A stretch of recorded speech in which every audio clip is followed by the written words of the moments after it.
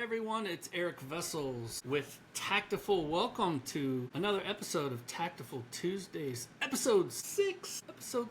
I'm really pleased to be here with my good friend Warren Werbitt, the print whisperer, founder and fisherman. Print is alive. You know this guy. Most people Hey, do. what's happening? Welcome, Warren. Hey man, appreciate you being on this Taktiful Tuesdays. As you know, We've been talking to a lot of industry people. I've been talking to a lot of industry people. This is my podcast. And wanted to just speak with you today and kind of get your perspective. A lot of people know you, but I might ask some questions that maybe they don't know. So Shoot away. we'll check it out. I mean, the first thing that I'm really interested in, because I don't even know if I know the story, is like, well, I guess I do know the story because I have your book, wrote the foreword to your book. So I know some background information, but why don't you tell our guests kind of what inspired you to get into the printing industry? Not only that, but like talk a little bit about how that journey started and kind of how it's evolved over the years. So I'll give you the quick version because otherwise it's like 30 years long. But before print, I was just working in a couple other things. And the last thing I was working in kind of ended. And then I was at home. My father had a small print shop, and he said to me one day, just like, get off your ass and come do something till you figure out whatever else you want to do. And I figured, okay, and I went in, and I wasn't doing anything other than sales because, to be honest, I didn't really feel like getting dirty and doing that whole thing, although that came later. And then, kid you not, I opened up the yellow pages, put my finger down, called the number, went to see the fella, and I got a $2,700 label order. And I thought, yeah, your look is how I felt. Like, whoa. Being the eternal sales guy, I said, oh my God, $2,700. I'm going to make $270 times 5 times 52 weeks. And I already figured out I'd make $82,000 in the first year. But after that order, 6 months before, I got another order. How's that for getting off your ass, Dad?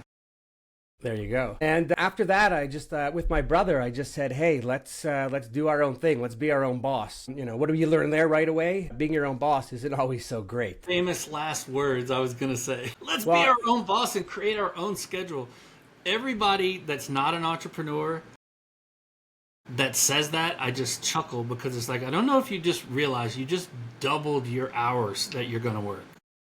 Oh my God. And I just thought of like 3 other stories just from that, but I'll leave that one. Yeah. Well, I was just going to add, just not that this is about me, but it's interesting the power of your dad saying, get off your ass, because it's how I ended up in the automotive industry, which was my initial career, me and my brother both, and actually my sister. It was get off your ass and go down to the plant and do some work or whatever. Yeah, and don't sit around, So you and your basically brother went off with my brother, got a small place, kind of overseeing someone else's production. We didn't really know anything about production. And from there, moved into our own place, 2,500 square feet, and 2 AB Dicks, 17 or 1218 or whatever they were. And then first color press was a 22 color Komori, which I would tell everyone color was better because we'd lay down 2 that would dry and you add 2 more after. Right. Anyways, fast forward, a little bit of work, a little bit of an acquisition along the way. Then we're a 40-inch shop, started a label company with my brother, and then we kind of split up so that we wouldn't fight as brothers and kind of be family and complement each other. Got into large format, put it all under one roof, and bought a 56-inch KVA, which is probably like the best buy I ever made. And at the end, unfortunately, you learn as an entrepreneur, sometimes not everything goes as planned. Lost a few large customers with not enough runway to replenish, along with a few other issues I can get into with anybody at any time. And after that, and while that was all happening, I did that viral video back in the old days. I wanted to talk about, that's the next thing on my list. I wanted to talk about passion. I wanted to talk about the passion for printing and passion for the industry. You're known for the viral video. That's how I met you when I was at what it feels like 100 years ago. You're known for saying, I love printing. Everybody's hearing that, like you got the entrepreneurial bug, you got it, you loved it.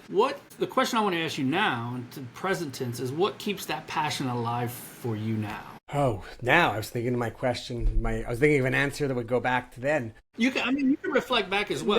No, well, the truth is, so I did the video, and really did the video for fun at the time because the whole video YouTube thing was brand new. I was I was much younger and had a relatively, young staff, and, we're all out there doing whatever we're doing, and did the video and really just thought a couple hundred people would see it. And then when we posted it on YouTube, all of a sudden the numbers are rolling. The people are calling, trade magazines are calling, Reuters News Magazine online called. I was kind of like freaking out with that one. It was 10,000 numbers I never even, couldn't even fathom because I never even thought of it. And then anyways, at the end, it was, hundreds of thousands, and everywhere I went, everyone was, coming up to me. And it's almost as if I wasn't a printer anymore, but I was the video guy. It was the video that kind of ignited the industry, or we went from old to modern, to more modern. We're not modern yet, but to more modern, right? Yeah. In thinking and not being so conservative. And then it was only a little bit after that I realized that I am, a little bit way after, I realized that I was building a personal brand.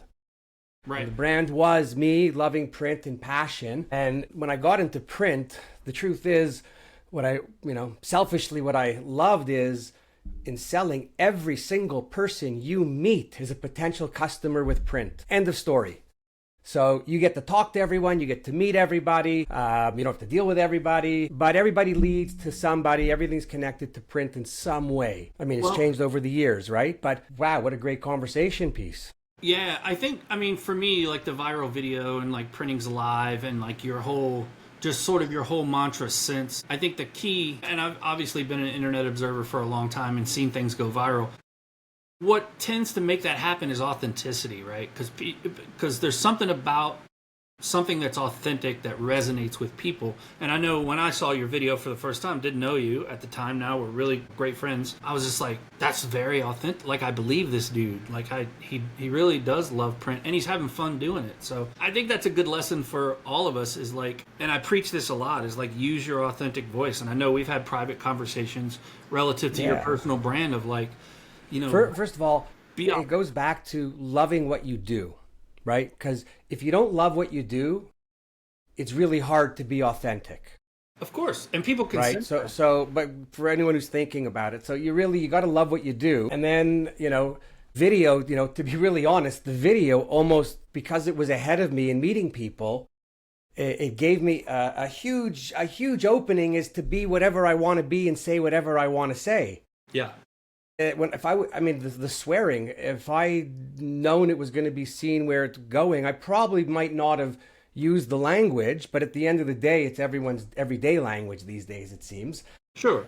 But, so used it, and then, people like, oh, you're not like the video.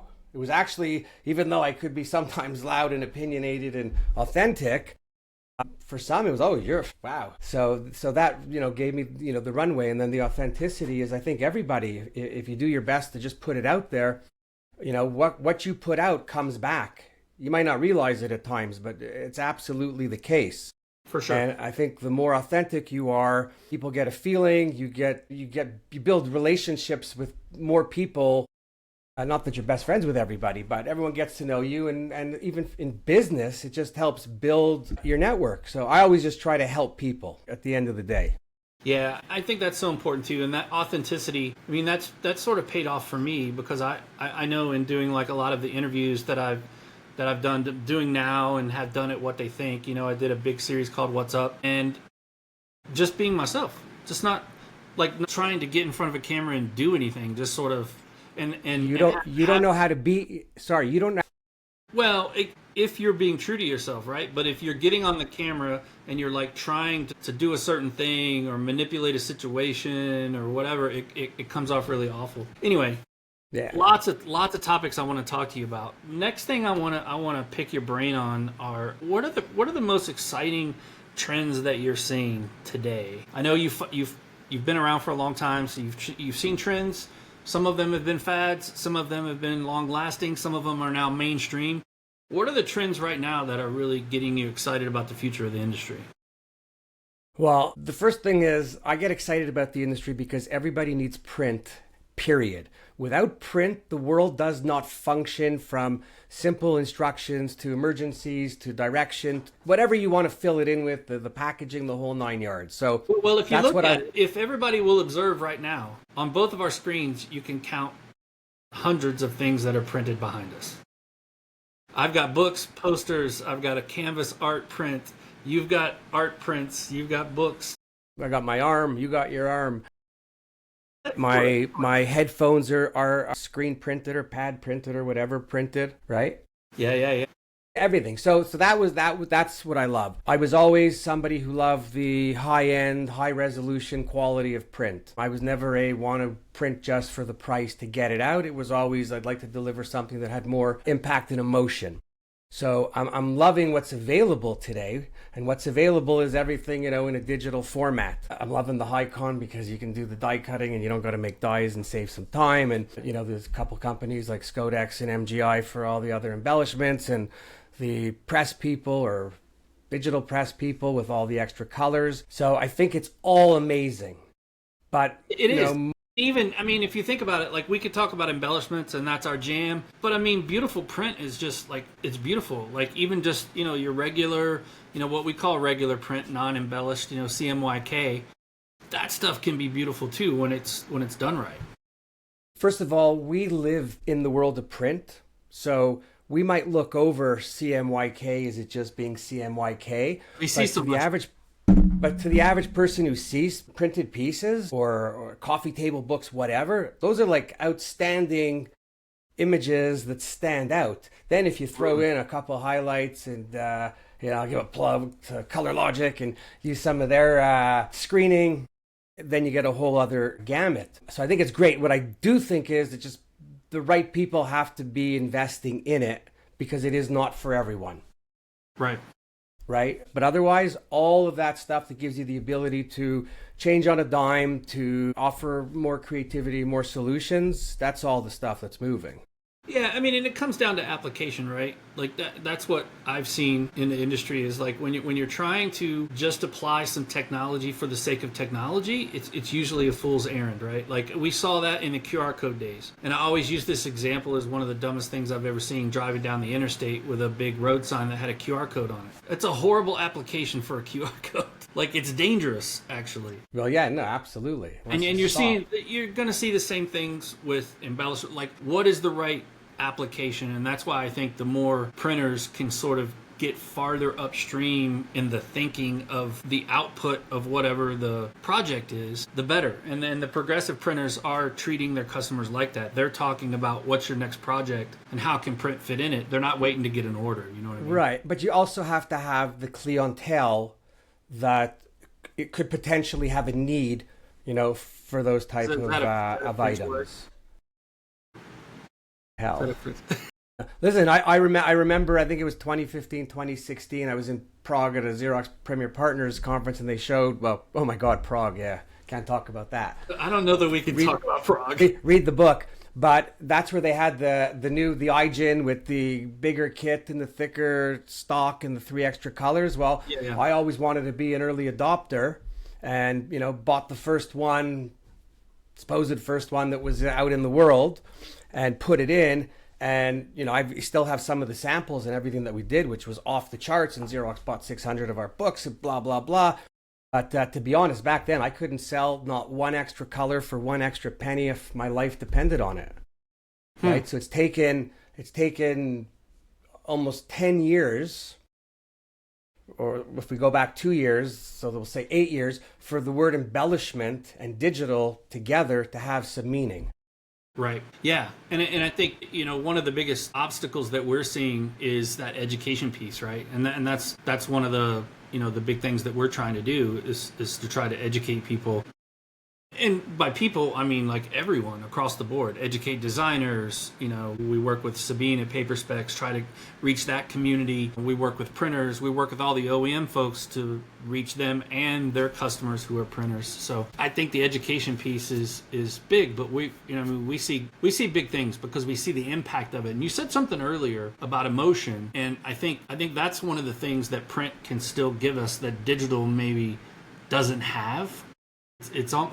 Like digital is a very I'm trying to think of a really good word to use here. It's immediate and it's satisfying, but it doesn't have that that It's not long emotional. lasting. It doesn't have that emotional It's connection that you get. instant gratification or something, right? And Yeah, then yeah, poof, yeah. it's But gone. when I get a card, a thank you card that's got photos in it from an event that I was at, like that's emotion. And if I would get that in an email, I'd be like, oh yeah, nice, that's kind of cool. I Anyway, got this. I got this at Printing United. Just it's a code and video and all some new data technology, all that other stuff. Still sitting floating on my desk. I can't bring myself to throw it out. I pick it up. I look at it. I scan it again. I'll never use it for anything personally, but if someone has, I'm happy to talk to them about it. But I all kinds of stuff. The box my headphones came in was they're made in China, but it came in a matte laminated setup box with some spot UV on the top. And I'm like, oh my God, that just box is too nice to throw out. yeah, yeah, it's hard. It's tough when it's gorgeous. I was going through some of my folks' things, and my stepdad had literally every Apple box of every Apple product he ever bought, and he probably had 20 or 30 different boxes. And it's just like, why would you not throw that away? And it's because of that emotion. I have Samsung Yeah, yeah, same thing. because they So make great boxes. what are your thoughts? And I know that you're involved in some things relative to AI, but one of the questions I wanted to ask you was, how do you see technology like AI reshaping the printing industry? Everybody, I mean, we're talking about AI right now, kind of like we talked about digital printing 10, 15 years ago, right? Like it's the new thing. It's gonna. Right. So, How do you see that affecting the industry specifically? well, I think it's going to affect everybody in every industry, and it already has. For starters, AI's been around a lot longer than the 24 months that mainstream people know about it because we heard GPT, Right. and then everything around it's exploded. It's kind of like when I see a car on the road that I never saw before, and after I see it and notice it, I see it on every street after. Sure. Right? It's like everywhere. I think as we go with the AI, it's going to impact everything from, the way people operate the machines to, full automation, pre-press data. It makes it quicker. I'm using, chat and Perplexity every day, and I'm saving a good hour, let's say an hour and a bit every day. And what I'm using it for is putting pieces together. It actually helps me where it used to take me forever to get started. And now I could put a couple things down that's on my mind, and boom, up comes a little list, and it ignites me, and I'm ready to go again. Yeah, and, Right. and you may have to do a bunch of. I find as a writer, I mean, I'm more a poet than a writer. I'm not like a journalist type writer, but the written word and communication is really important to me. I find myself being frustrated a lot of times with the output. But you're exactly right. When I'm stuck, I can just throw in, "Hey, da da da da," and it'll output some stuff that I desperately want to edit. But at least now I'm going. Right, and I'm not a writer. Well, I'm a writer of small words and lots of sentences. So it gives me the ability to expand a little, but I also know I've used chat enough where I've put enough of my own stuff in where when I say we, me, and chat together do something, and it comes up, and say the email says, dear something, I'll say, hey, make it sound like me, and instead of dear, it goes, hey, Eric, because I always say, hey. And I make sure that it fits in the way, that I speak or present, but it just makes it a lot smoother and a lot easier. I'll give you one thing that I did. I had to write an email, and I was like pissed off and angry, and I wrote it, and I couldn't send it because that would have been the kiss of death. Right. Just More like a journal entry. It was one of those. Anyways, I put it into chat, and I just said, hey, can you rewrite this in an email where I can get the point across and takes out my angry emotion? And it came back, and I'm like, whoa. And Right. it made me sound just more intelligent. So if you ever get an email from Warren and it sounds halfway reasonable, it's definitely It's GP. machine made. Awesome. Okay, so I've got lots of other questions. I know we've been talking for a while, but these are sort of long form, so it's fine. As a business leader, right? And you've done it on multiple fronts. Like you've run a printing company, you've run a consulting practice as an entrepreneur. What do you think is the secret to building a strong and resilient business or company? It all starts with your own desire to want to succeed and complete something. And then it's the people that you're meeting and the foundations that you're building and the people that you work with. It's really all about people. That's almost always the freaking answer, which is, I love it. I try not to influence it too much. But I don't know if you've watched any of these, and I've talked to some really smart people. Frank Malozzi, Andrew Gunn, talked to Ryan Moskin, Harrison Bruno recently. Almost everybody across the board, and maybe this is true in all industries or just in business. Everyone says the people. Everyone says people, right? So like, build a good solid team, treat people well. That's kind of always going to be the foundation of everything. And I think it probably is just universal to business. Well, yeah. Well, first of all, if you don't do that, and you know what, treat people well. People are being treated, I think, a lot better today than they were, over the years and a time ago. But when I started in business, you talk about entrepreneurship. I didn't know anything about business. I just knew, hey, I want to be my own boss. Hey, what does that mean? It means you're a prisoner for the next 20 years.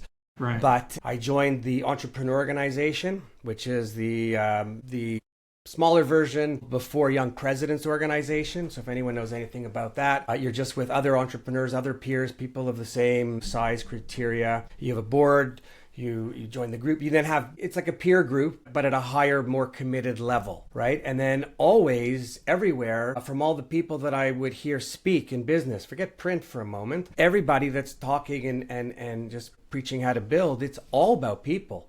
Just think about yourself and then think about what's around you. If you don't have people around you that are good, you can't look good. No, not at all. I always preach, find people that are Smarter. that are better and smarter than you, and surround yourself with them. All right, couple rapid fire things. Favorite place you've been business travel? A conference in Bangkok. Bangkok, good answer. Favorite place to fish? Seychelles. Where? Details. Indian Ocean. What's it? Indian Ocean. It's in the Indian Ocean. Is it an island? Yeah, it's small islands, very small. It's let's see, it's north of Madagascar, but maybe 4 or 5 hour flight. Very, very nice. Yep. And most people know, like, you have a big affinity. Part of your brand for the Print Whisperer is hook, line, and thinker, because you're a big fisherman. What's a lesson you've learned in fishing that translates to business? It's planning. It's deciding what you're going to do. It's figuring out everything that you need to get the project done, to get the fish caught, where we're going, water conditions, moon conditions, type of equipment that we need, the flies we need, the line we need. It's like building a business or little mini trip, right? Little mini trip, little mini business. Yeah, I love it. Nothing is just pick up and go. Not when you're going that far. Yeah, I mean, unless you're just going down to the pond for some bluegill, then maybe. Then you need just a line and a hook. You could do with your hand line with your hand. What were the old the pole rods? No, the pocket fisherman. I had a Ronco pocket fisherman. I had one of those. On TV. You got to be a certain. All the young kids are like, Ron, what are you guys talking about? All right. Yeah, listen. I'm trying to find clients that like to fish, so we could spend 2 days working together. 1 day on the boat fishing, having the best time, but getting more conversation happening that goes deeper than you would at the office, and no better way than fishing. I mean, I think all the things that you can do that are non-standard, I find that's where a lot of really good business happens anyway, right? Like I've never had amazing conversations in a boardroom or a conference room, hardly ever, but I've definitely had them at the bar. So I'm assuming that we could also have it in a fishing boat. And that's another thing, looking forward to 2025, that we've got to get on our calendar. We've been trying for years. We're fishing this year. Because we get lazy. For sure. So what's some things you're looking? Go ahead. Just one thing, because we were talking about conversation, people, and talking. A bunch of years ago, I was reading a magazine, and the front cover, the editor signed off, editor and angler. And I went back to the office, and on my card, I wrote founder and fisherman, and everyone in the company, first round got a card that had their position and their hobby or their passion. And if you're in sales, right? If you're in, and then your email signature, everything. If you're in sales, you put it on there. In my case, everybody fishes. If they don't, someone in the family did, a grandmother, a grandfather, someone's got a story. You break the ice immediately, and boom, you're off to the races. I love it. I think you can't hardly ever go wrong. Circling back our entire conversation to what we started with, which was authenticity. I just don't ever think that you can go wrong being who you are unapologetically and putting it out there. I think it makes you more relaxed. I think it makes people around you more relaxed, and it's awesome. What are you looking forward to this year? Where are you going to be? Where can people see you? How do they get a hold of you? What's the deal? What am I looking for? So first of all, in a few weeks, depending when this comes out, but I have a new podcast starting called Printing's Alive. Like the book. And I'm not saying I have to be a guest, but it's planned. It's planned. Don't worry. How could it not be? But and that I'm coming out, really just I think I'm the only former print owner that's out there promoting print the way I am. And on that podcast, I just want to bring everything print together, from print owners I want to talk to the shipper, to pre-press. I want to talk to accountants and lawyers. I want to talk to young people. I want to talk to buyers of print. I want to talk to people who love coffee table books, business people, mental health, what keeps you going. Any topic. I mean, I can go on, right? Any topic is going to be every Tuesday. One's going to drop. Wait. Yeah. I already have Tuesday. What time does yours come out? I'll do it after. In the morning. No, it doesn't. It's all good. It's called Taktiful Tuesdays, bro. I know. You got to have Warren Wednesdays. No, Wednesdays is with Wally. That day's open. Wednesdays with Wally. I love it. Yeah, so anyway. Super excited to be just to make it different, and everything I do and everything I say, and even use the F-bomb every now and again. In life, it's all about trying not to disrespect anyone, not to do anything, make anyone feel bad, but just, be yourself, say it how you want.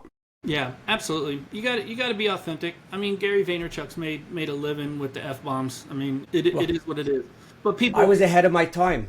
Yeah, people understand that also that he's authentic, right? So it is what it is. Well, we look forward to seeing you around the industry. Look forward to your podcast. Thanks for being on episode 6 of Taktiful Tuesdays. We're having fun with this. I hope that you're able to impact a lot of different printers and people in the industry, because you're one of the best evangelists in the industry since I've known you. So appreciate what you do. Keep doing it. I hope that a lot of people can get help from you to improve their businesses. And we'll talk soon. Well, thanks, brother. Printers have to become a little more open and not so closed. And we all see that, right? But everything you said, from your mouth to God's ears, let it all come true. Anybody wants to reach me, LinkedIn, website, it's not hard to find me. And I'd love to help you out if I can.